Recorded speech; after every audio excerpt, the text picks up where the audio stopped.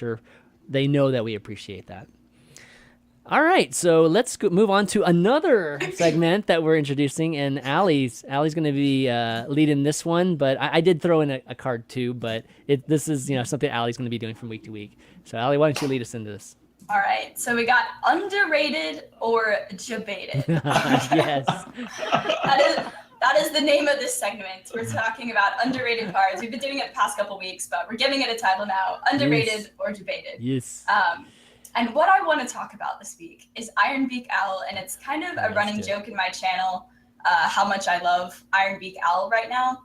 And it stems from me playing a lot of Paladin with Curator, and the fact that it was put into ramp druid lists to kind of silence Barnes targets. I just wanted to talk about it because I do think that silence is so powerful, and if you're playing it in a deck with Curator, like sometimes on 10, I can't tell you how many games I've won because I've just Curator, drawn my Owl, silenced, and like silenced a Steed or something, and it's just given me so much of an advantage in the game that it's been fantastic. And a lot of people are like, oh, why aren't you running Spellbreaker instead? Spellbreaker's better. And I will say, in a non-Curator deck, I would probably run Spellbreaker, but it combos so well. And like I said, it stems from me taking out a second Kodo in Paladin and swapping in the Owl. And I just think its silence is so powerful sometimes. And like I said, with the Ramp Druid, it's just been great. So I just wanted to give Owl a shout out and just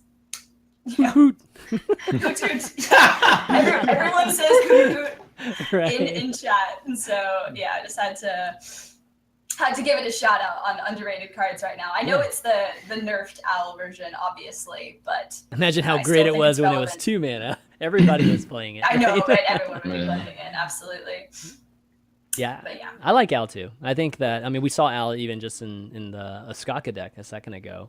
And exactly. It's going. I didn't even think about the Curator thing because it makes total sense whenever you're searching for something or you're playing some kind of tempo deck and you just need that last little bit of hit to the face that like you said, a Steed is blocking or a Tyrion or something is blocking. So makes a lot of sense. Yeah, I don't think I've played. I'm not sure if I've even played Owl since the nerf. I'm not sure if I even have. I don't think many of us have, but like I said, it just It's like obviously in like Mage and Shaman, you have kind of Hex and Polymorph, which kind of fill that role. So what kind of decks do you think Owl is good in right now? Like I said, I think it's mainly Curator decks, really, because after the nerf, it's just simply not as powerful. But the fact that it's a beast and it combos with the card, and you can still play it the turn that on turn 10 if you play it in Curator. I don't know if I could advocate for putting it into other decks without it. I'm not sure, but with Curator decks, I think it's definitely a consideration. Silence has got some flexibility too. There are a lot of things you can silence right now, and even if it's like transformation things, obviously Barnes is one example that we talked about today, but there are things that you can even use on your own minions at times that helps out, or at least if you silenced. So that's always been an attribute of silence, and I think that it's underrated at times. Like you don't even think about just what else silence is used for outside of taunts, or maybe the very, very obvious things like Tyrion and or like crazy Igneous high value. Igneous Elementals against Quest Rogue has been really useful sometimes. That's it's huge. Just like I said, it's big. It's the amount of times I've been like, oh, I totally won that right because of the silence. It was actually has happened quite a bit. So good. And I guess with like Druid not having that much big removal right now, kind of like if you faced with an early massive Edwin's, an Owl is like a potential way of you winning the game. Or hyenas or any of those things, right? Yeah. Definitely helps out quite a bit. I'm gonna have to stop putting Owl in all my decks. Exactly. Exactly. Yes, this is my goal. We can blame Allie for the rise of owls. Alliestrasza. Alliestrasza. All right, that's the next sign. That's the next sign on Chair Sarah right there. It's Allie. Okay. That was definitely a good pick. So I threw in one just for us to discuss, which was not as useful right now as the Iron. Beak Owl, but it's Stampede. And this is actually one of the cards that I actually rated decently high, when the cards were actually announced. And right now, clearly, this card is not good. But, again, this card's not good just purely because of how Hunter is right now. And I think not only Stampede, but any card that's based on value, there's very few value cards that are good in Hunter right now, just because Hunter is such a tempo-based type of class. And I brought this one up mainly because, like, I guess what you guys think of it as, like standalone, just looking at, the value of it and whatnot. And then maybe what we see in terms of the future of Hunter. Will Hunter ever change into a like controlled Hunter Dream, or just even just a Hunter that has a longer type of game play, where Stampede, like drawing cards and things like that, would actually be useful. So what do you guys think? Is Stampede, like, first off, standalone, is Stampede a good or bad card for you guys? In your opinion? I definitely like it. It reminds me of like Lock and Load, but minion style, minion style Lock and Load. And so I do think it has a lot of potential. And exactly like just talking about, could Control Hunter be a thing? Maybe it'd be cool. I think it's just its hero power just like contradicts the strategy. It doesn't make a lot of sense. Maybe if what's the card, Dynamancy, like swaps out your hero power. I don't know. Maybe you could possibly do some kind of control beast Hunter list, possibly. In general, though, I do think this card is really cool. It just kind of sucks that there's not really a place for it right now. Yeah, I think this card is great, but I agree with you that there's just no need to play it, no reason to play it, no synergies with it.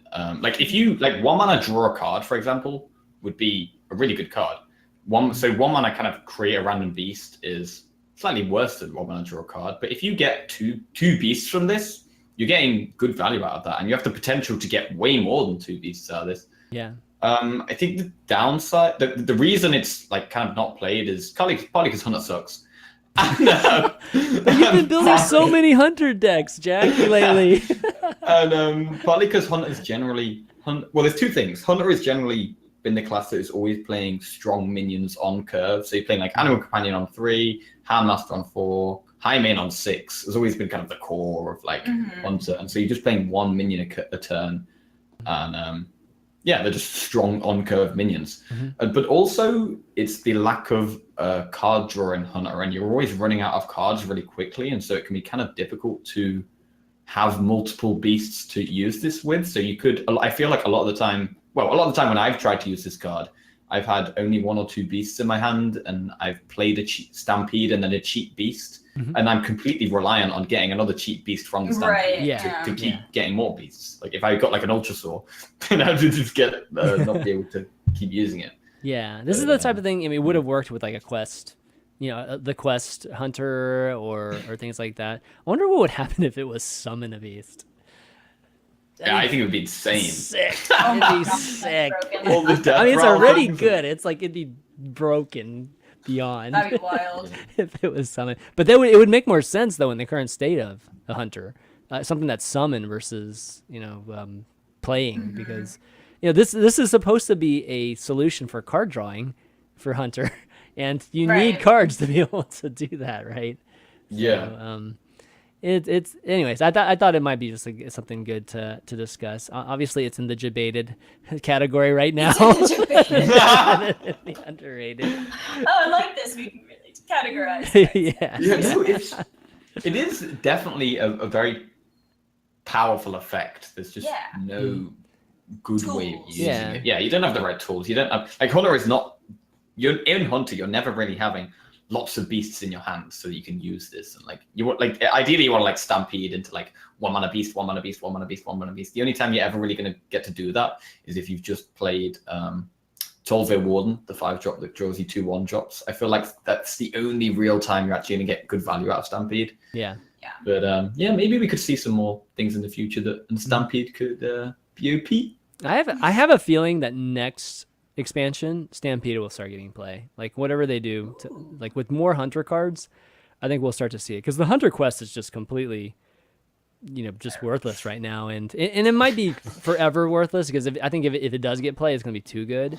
But Stampede all of a sudden becomes super good if the hunter quest becomes good because Hunter Quest has a ton of 1-drops, right? That are all beast. So, it'll be interesting to see. All right, well, Mekkatorque's Workshop, guys, we got it back. It's back once again, and thank you to everybody that wrote in. We definitely tried to pick the ones that we thought would be most fun to talk about or just the most interesting. So, if your card doesn't make it this week, definitely keep resubmitting. Don't get discouraged. We can only pick a few each week. Same goes for Q&A too, just in case we end up having to we have the same question basically with Q&A. But with Mekkatorques, we're going to start off with Burke M has a couple fun cards that I thought would be cool to show. There's a so we've got Mr. and Mrs. Innkeeper. And, they're both 5-drops. Mrs. is 5/4. They're both legendaries, and then the Mr. is a 4/5. So Mrs. is at the start of the game. You have 75% to go second, or 75% chance to go second, and then battle cry, draw a card.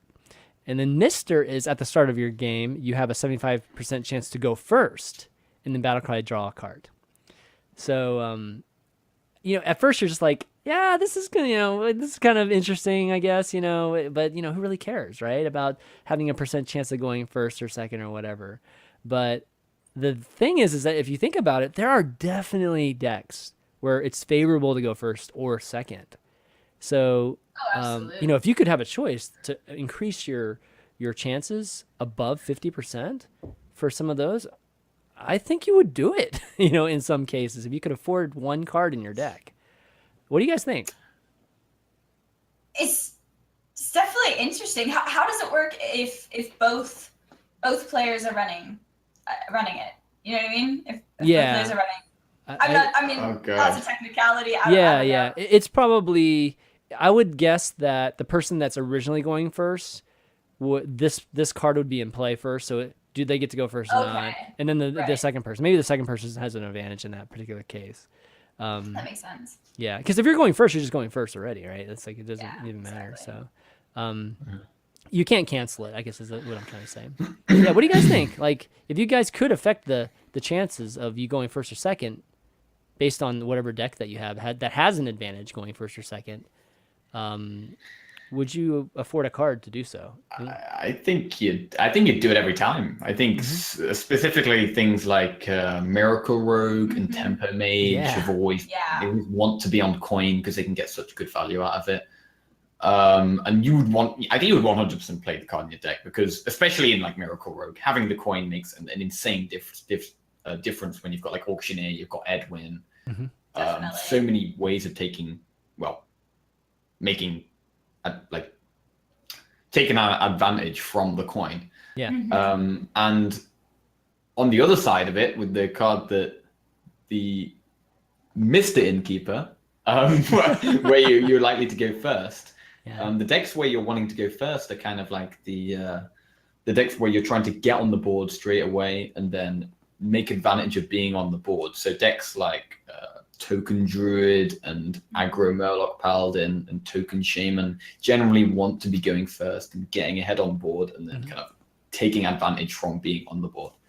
So I just want to say, and just the fact that it's drawing a card is really great. 5 mana 5/4 draw a card, or 5 mana 4/5 draw a card.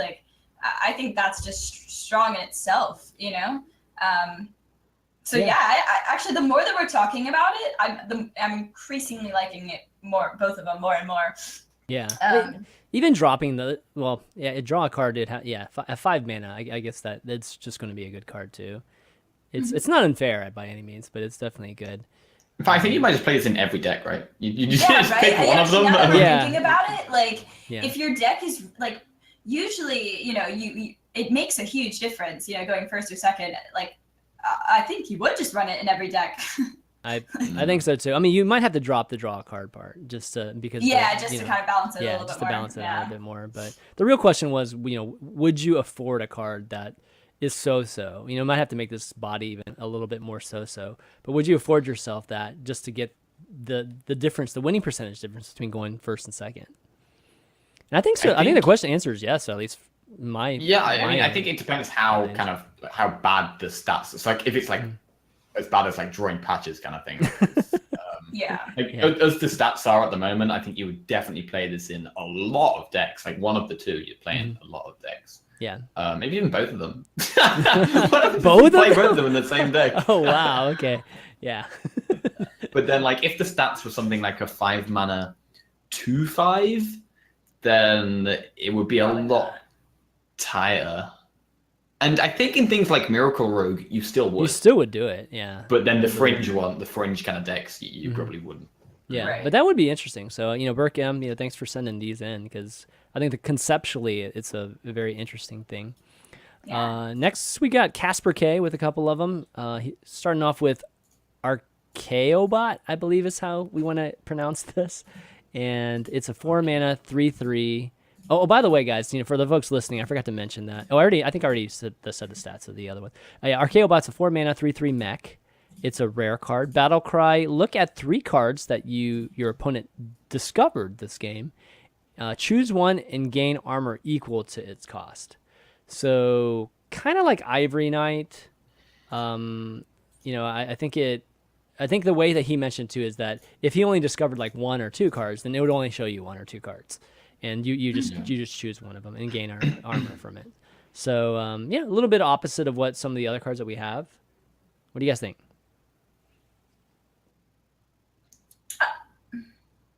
I'm thinking. I'm trying. I'm thinking about it. Yeah. There's sometimes when it would like be useless. Obviously, like if your opponent hasn't discovered any cards, then it's exactly. Yeah. It's really bad. I mean, I kind of feel like it should be like there's not really much point discovering because you're always going to pick the highest mana cost. Well, but discovering gives you information though, because one of the arguments against discover is that you don't know what your opponent got from it. I didn't think of that. So that's the purpose of this, right? Yeah, this is a reveal on top of a heal. So, yeah. Okay. I cool. think with that factor, I like it. Like I said, it might be. If your opponent hasn't discovered anything, then there's always that scenario. It's going to be a little useless. So I think it would depend on the meta, and there's a lot of discover decks going around. But in theory, I like it. Yeah, I think you put this card in every deck. Yeah, I think so too. Every current deck, especially. Yeah. I guess there's a lot of discovery. Yeah, it's finding out stone hills and battling bugs and things like that. Yeah, that's true. Okay, there's quite a bit. Huge. It's so like the information alone is great, but then you can have you're more likely to play this in a control deck than an aggro deck. So in the kind of like control kind of mirrors, which are generally the matchups where your opponent is having a lot of discover cards, you're going to be getting a ton of armor probably because they're also going to be picking the highest value cards, which is usually going to be the highest mana costing one. Yeah. And you can just get a ton of armor from this. Like they pick mind control, you get a 4-mana 3/3, gain 10 armor. Plus you have information that they're going to be able to mind control your Tyrion. Like that's like insane. Pyroblast, like real life. Yeah, Pyroblast. Yeah. I mean, just any information, right, allows you to prepare for it. And I actually think that Hearthstone needs a card like this. We can still have the discover. You can still have the fun aspect of being able to. Be the beneficiary of discover, right? Being able to draw a card and all that stuff, which has been the huge positive discover. But the negative, we could resolve the negative, which has always been for me a bit conflicting with fundamentally with a card game, which is we're supposed to be able to counterplay and things like that, and we can't do that as well, or it makes it so much harder, less accessible. The top pros are able to do it at a crazy high level, but I would say it's less accessible to more casual players, being able to play around, certain cards. So yeah, I think this is cool. I think at least conceptually, it'd be awesome if they could integrate this in some kind of card. Return of the mechs. The return of the mechs, yes. A mech, some kind of mech themed deck would be interesting too. Okay, another card that he has is Living Contamination. 3 mana, 1/3 body, epic. it's a cool picture. It's like what is that? It's like an ooze with like spines or something. It's Like cool. half a dinosaur skeleton, half an ooze. Yeah. That's cool. So this is poisonous, and then Battlecry, give all 1 attack minions in your hand poisonous. Wow. Oh, man. Okay. So, I that's mean, I interesting. think the best thing about this is that you can use it with Stone Tusk Boar and Patches and Charge. Yeah. You're basically giving yourself 1 mana destroy an enemy minion. I think that will I probably think it's be too the- good. It's too Yeah. good. Like Unleash mean- the Hounds, like 6 mana. Well, Or it has to be a 6. minion in your hand. So, Oh, sorry. Yeah. So you You're, right, couldn't- you're right. My bad. so my like bad. Quest Rogue or something like that would be. Yeah, pretty- Quest Rogue. My bad. Yeah. Oh my god, it'd be insane in Quest Rogue. But, Yeah. I mean, I was going to say So the good. downside is that you would have to play Stone Tusk Boar in your deck, which is generally bad. But in Right. Quest Rogue, people do that already. So. Yeah. Well, If then, you, oh, go ahead. well, okay, so then maybe it wouldn't be that crazy. Like it'd be insane in Quest Rogue, right? But I'm just thinking of other decks, like not Patches. like that many. Mhm. Yeah, I guess okay with Patches. Yeah, with Patches. But besides that, This card could actually make Mogushan Warden see play. Oh my The god. Oh my 4 God. mana That's true. 1/7 1/7. taunt. Wow. That would Yeah. be- that's interesting. Dang. I mean, Bearing in mind, this minion has poisonous as well. It doesn't Yeah. just give minions poisonous; it also has poisonous. So this is actually pretty insane. then you could finish out the synergy with the deck with things like, was it the Diviner? That gave you Divine Shield, right? If you had 1 attack, or was that 1 health? God, I forget if the card that gives you Divine Shield, the Paladin Wait, card. I don't think it's. Oh, I think the it might got Steward's- retired. Was it Stewart? Uh, Or was it a? Yeah, it might have been. Steward of Darkshire that gives 1 health minions Divine Shield. Okay, Steward yeah, of it was 1 Darkshire. health. Yeah, it wasn't 1 Steward. attack. Okay. Yeah. But I mean, this is literally just a much better Emperor Cobra, right? Because you don't care about the attack because it has poisonous, so it kills anything Sure. it touches. Exactly. Right. And then it has the huge upside of giving 1 attack minions in your hand. Yeah. Poisonous. So I think I think the kind of Mogushan Warden way to go with it, and maybe playing it in like a Quest Warrior or something like that, I think would be more likely than seeing it in a list with Stone Tusk Balls and stuff. But Firefly decks. sure. You know what I mean? A lot of Yeah, people- Firefly decks. Oh, That's what I was yeah. gonna say. Decks, Yeah, right? like a Yeah, pirate yeah. elementals type of thing. Yeah, Yeah. maybe. Would it work in? It could work in Hunter too. Oh, Yeah. for sure. Alley Cat, Canny Alley Grandmother. Alley Cat and Grandmother. Yeah. Maybe if it wasn't, yeah, because the more that we're talking about it, I think it's really, really strong. Maybe Yeah. if it wasn't poisonous itself, would it be like a little bit more balanced, possibly?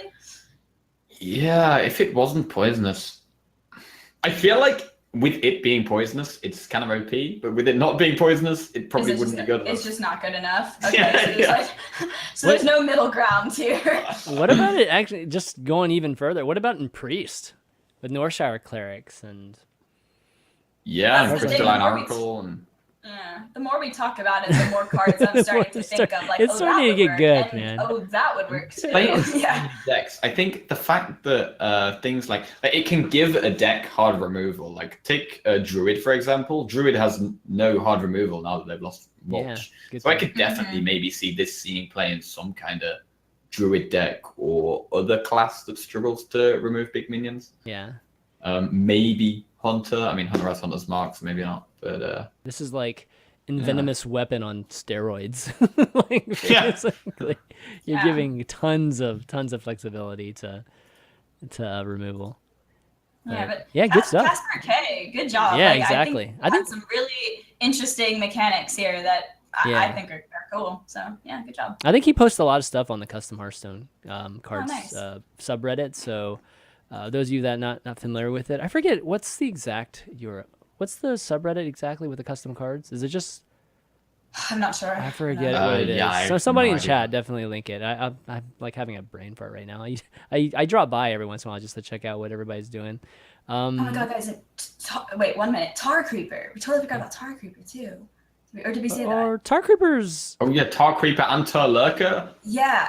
Oh, wait. I guess Tar Creeper is officially a 1/5, isn't it? And it gets a +2. Yeah. Oh, wow. Totally forgot about that one. Sorry. Oh, my See, God. the more that we talk about it, the more I'm like, disgusting. Yes, exactly. Anyway. All right. Yeah, so thanks, Casper, for those cards. Radler C has a card called Cranford the Noodler.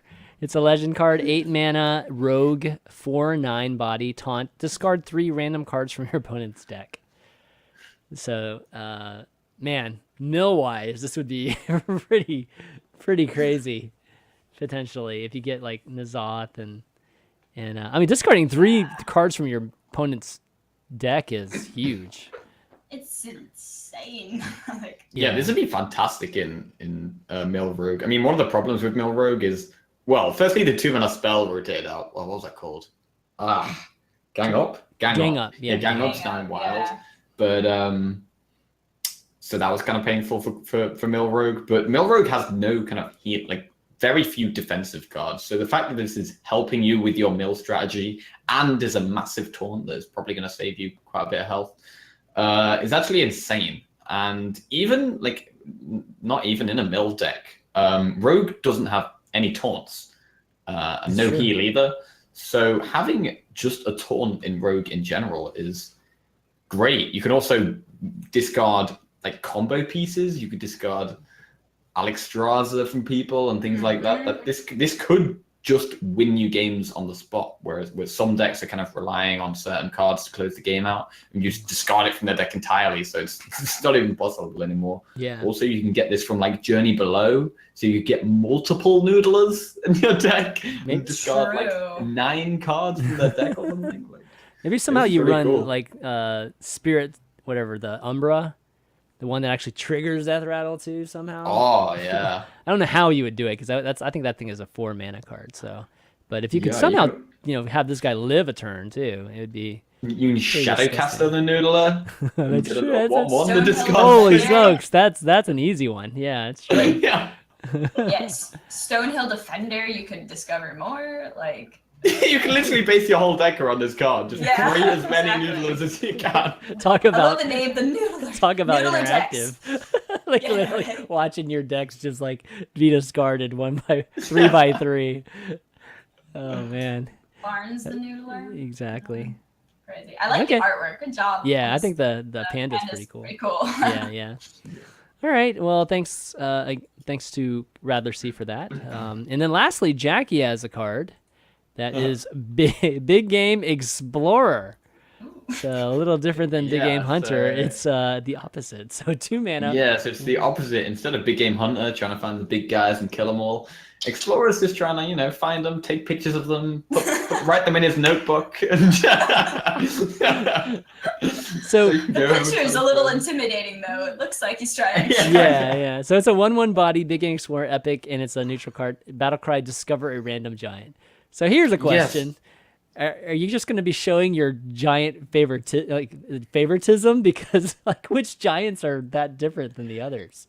Yeah, I mean, generally kind of what I was thinking with it was I was thinking a lot about Quest Mage and how the giant lists, they have Arcane Giant, but also sometimes you don't play these. Molten Giant's really good. Right. And like Molten Giant never really sees any play, but there are some situations when it can be insane. So with this, you could sometimes just get a 2 mana 1/1 and then get a 0 mana Molten Giant. Then if you've played a lot of spells, you can get the Arcane Giant. I think would probably be the most popular one you can get from it. But just the kind of whatever giant fits your situation kind of thing. This is a great timer. This would be awesome in Quest Mage. Yeah, I love it. Crazy in Quest Mage, actually. If you if you discover the right giant. What are the giants? We got Frost, Arcane, Molten. Sea. Yeah. The Mountain. hand one. The Mountain Giant. Yeah, Mountain Giant. Mountain, yeah. Okay, No, I like it. Jackie. Good Yeah, job. I think this is good. Yeah, that would be pretty sweet. Yeah, I mean, just in Quest Mage, just picking the right giant, and then Molten Reflection, finish off the quest, and then boom, you just win. Also like Handlock, maybe some kind of Handlock type deck. Obviously, you have the Mountain and Molten are both good. And then Shambler or something. Yeah, that'd be good. Yeah. Okay. I don't know if it'd be any good or not, but it was just an idea. I think it would be good, actually. It'd be useful because it's basically search for, find a winning condition, or find your winning condition like a turn before you win, a turn before you kill them. So I think it's good. Cool. All right. Well, good stuff. We definitely some good cards today during Mekkatorque, as always. So I know it's a fan favorite, so we'll continue doing it as long as you guys keep sending them in. Send your cards in to valuetown@chanmanv.tv, and we'll definitely take a look at them. Now we've got some more questions from the fans, and before we actually start these questions, I do want to mention that we didn't mention that the dev team is going to be having a live Q&A on Friday. And so it's going to be probably Ben and maybe Dean again, or somebody, two of the developers obviously together answering things live, maybe Mike too. The team asked to see if there was a question that maybe the Value Town community wanted to ask those guys. So if you do have questions, pertaining to that live Q&A, go ahead and email those to me at valuetown@chanmanv.tv, or I guess you can tweet them to ValueTownGG, and we'll take a look at those. But we'll go through them all. We'll probably have some ourselves, and then we'll figure out what's the best question that represents the Value Town community. But in the meantime, we got some email questions here. First one from Daddy Bojangles. Love the show, and welcome to Allie and Jackie. Noxious, you will be missed. Since Allie and Jackie are full-time Hearthstone streamers, I had a question more aimed towards them. When playing on the ladder and suffering 2 to 3 losses in a row, I get tilted. I get very tilted, at least me, a little, and leave the game sometimes for hours, if not for the rest of the day. How do you guys avoid getting tilted when playing for 6 to 8 hours a day? Just curious if you switch decks after so many losses in a row, or if you're numb to the tilt point. Shout out to all of you guys for a great podcast. I guess I can talk about it. Well, thank you for saying hello and stuff. So it's funny that you asked this question because I actually got tilted today. Good timing. It's kind of ironic. I used to suffer from tilt a lot. Like, it was a lot worse than it has been in the last few months of me playing Hearthstone. But today I lost 5 games in a row, and I was playing APX Void's like giant mage, and I was doing really well with it yesterday, and I lost 5 games in a row today. And I just was beside myself, like internally. I was trying to keep it together for the stream, but I was just very, very upset. And sometimes it honestly happens to everyone. Like you have to sometimes go outside and clear your head. And for streamers, that's a little bit more of an issue because we can't necessarily step away from the stream sometimes when you do get tilted. But I think it's important to analyze like why you're losing the games. Like if you're losing the games just to RNG, there's really you should not. It's hard. I know it's easy to tilt that way, but it's Hearthstone and that's just going to happen. And so if you go back and you analyze the game and you're like, all right, well, I specifically lost this because of Yogg. Like in that situation, you can't tilt because of that. Now, if you reflect on the games and you're like, I really think I'm playing poorly, well, then maybe at that point, you should take a step back and really go over each turn, see where you could have done something differently. And I think another thing is a lot of mistakes that players make is they switch decks, very on their climb to legend, they switching decks all the time. And I don't always think that's the best strategy. If you're playing a deck that you know that is good in the meta and you're piloting it fine, and you just happen to go on a lose streak, it's normal, it's gonna happen, and you just sort of gotta push through it and just know that it happens to everyone, sort of. Jackie, I don't know, you guys wanna I mean, thank you, Daddy, for the question. And thank you, Daddy, for the question. Thank you, Daddy. But I've always been really good with tilt. I kind of I just don't care if I lose. It's an RNG game, whatever. I'm always playing terrible decks anyway. Whatever. But actually, like Ali said, she got tilted today. I actually got really tilted yesterday. I actually lost 19 games in a row. No. Wow. Wow. And I was getting to the point where I was like, I don't want to play this game anymore. What's going on? But it was and I was playing Kazakus Mage, which before they weren't all with Kazakus Mage, but I started my stream doing really well, and I had a really good win rate with it, and I was it was over a 75% win rate. I was doing great, and then suddenly I lost 9 games in a row, And kind of after that, I was just getting a bit like, oh, I'm getting a bit tired of this. Like, why am I losing? It's not just because the deck's terrible, because I had a great win rate with it earlier. So I think one thing that's important is to, if you go on a losing streak with a deck, not to be like, oh, this deck sucks. I'm not gonna play this anymore. Like sometimes you do just go on a really unlucky streak, and you kind of sometimes have to just take it on the chin, grind through, stay strong. 19, man, 19 is beyond strong. Yeah, what Ali said about analyzing the game is really important, because if you played a game and you feel like there's nothing you could have done to have won that game, there's just absolutely no point getting tilted. It's very easy to get tilted, especially against things like Quest Rogue, which is now getting nerfed, which is great. But especially against things like that, where you feel like there's nothing you could have done to change the game, that's kind of the easiest time to get tilted. But in these kind of games where there are certain decisions you could have done differently, it is good to look back and think, oh, maybe if I did that differently, maybe that could have changed the whole game. And I find that a good way of dealing with getting kind of triggered and getting angry. If you think, well, if I'm annoyed I've lost that game and I feel like I played it almost perfectly, but if I did that one thing differently, that could have maybe changed the whole game. So I will kind of learn from that experience and take it with me. Trying to take something else from the games, I think is something that a lot of players have a hard time with. You know, if you have a different objective, because if it's all about winning, it's easy to get consumed with that and get that feeling. I know sometimes I'm just like, gosh, it's like about efficiency. So it's like when I lose, it's like, oh man, now I got to win another game, like to make up for that one, and then just keep trying to climb and that sort of thing. But it is pretty amazing that you guys, being on stream is the hardest way to do it, because I know you guys aren't the open tilters that are just like smashing your keyboard, things like that. You guys don't do things like that. All right, so go ahead. I was just gonna say, the important thing to remember is that it happens to the best of players. Like every no matter how good you are, everyone's gonna go like on a lose streak at some point, and you just got to keep that in mind.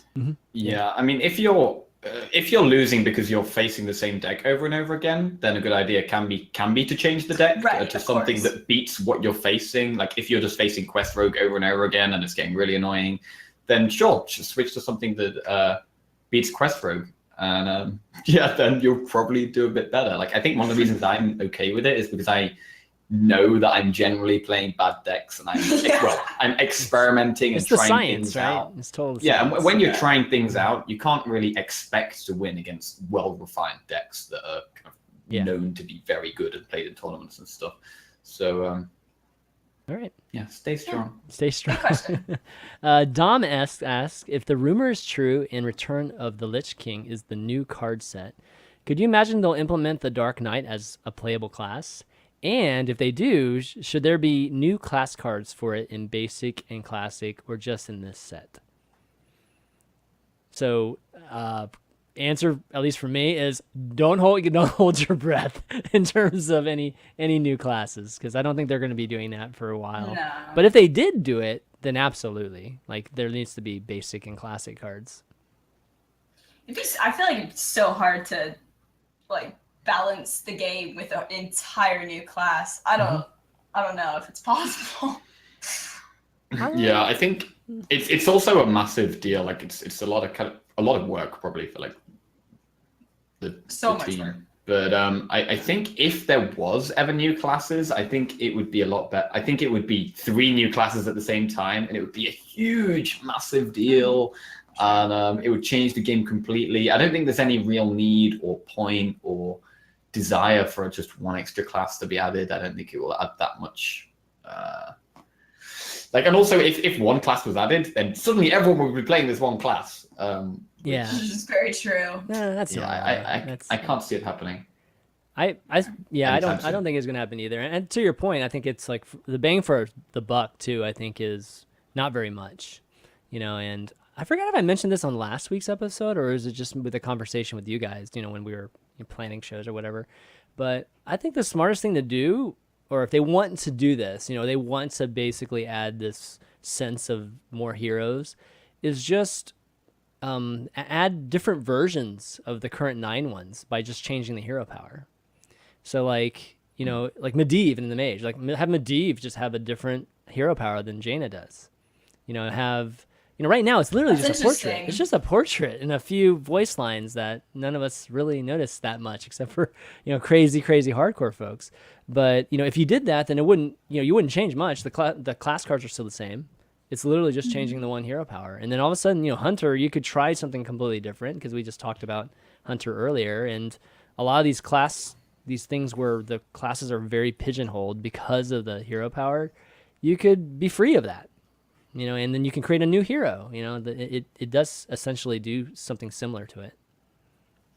I haven't really thought of that idea, honestly. It's I'm thinking about it. It's interesting. If they could find a good way to balance it, I'd be all for it, honestly. I mean, it would probably be like one hero power is based towards control archetypes and one is more for aggro. Like I can imagine if warrior gained a new hero power, pirate warrior would probably go with that. Well, it doesn't have to be as that. It could be just general utility too. Like you could avoid doing the steady shot, you know, for every single class basically.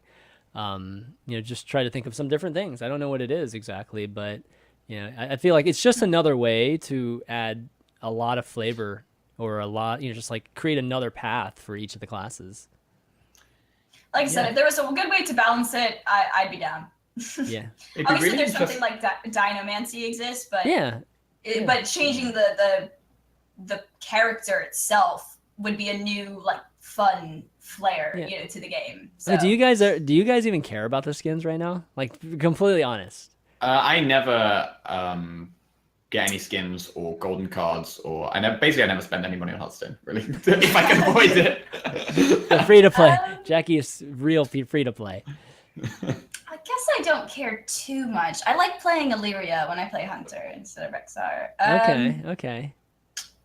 I love Jaina, so no, I don't really use Medivh. I don't know. Yeah, I guess I don't really care too much, but sometimes I suppose it's fun. Magni, I like Magni.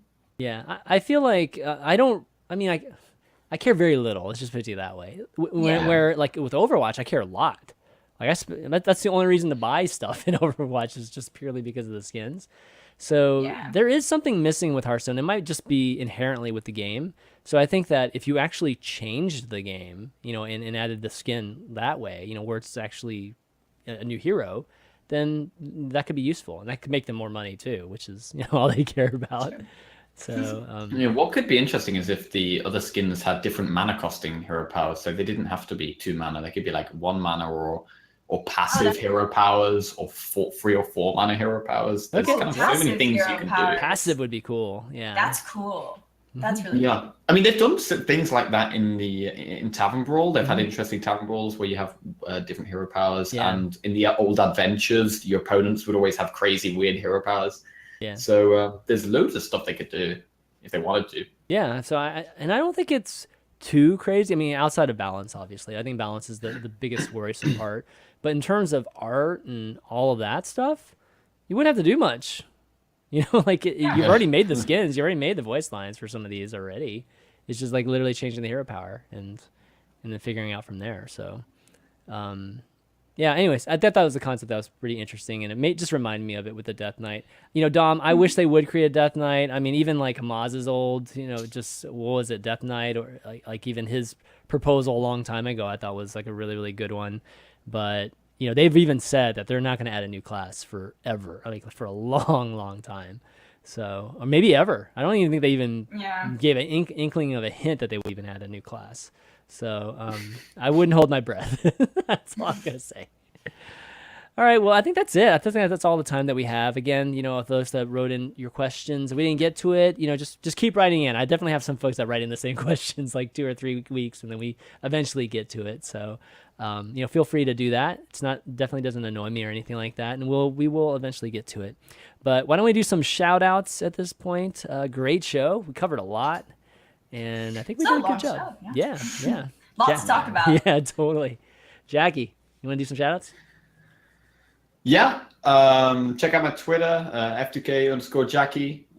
Jackie Chan is also my YouTube and Twitch. Thank you for you guys for doing the show with me. Yeah. Thank you for all you viewers for watching, and thank you for our patrons for supporting us. I know me and Ali are only recently on the show, but I think I speak for both of us that when I say we're extremely grateful for your support, and we really appreciate it, and keeps us doing what we love doing. So thank you a lot, guys.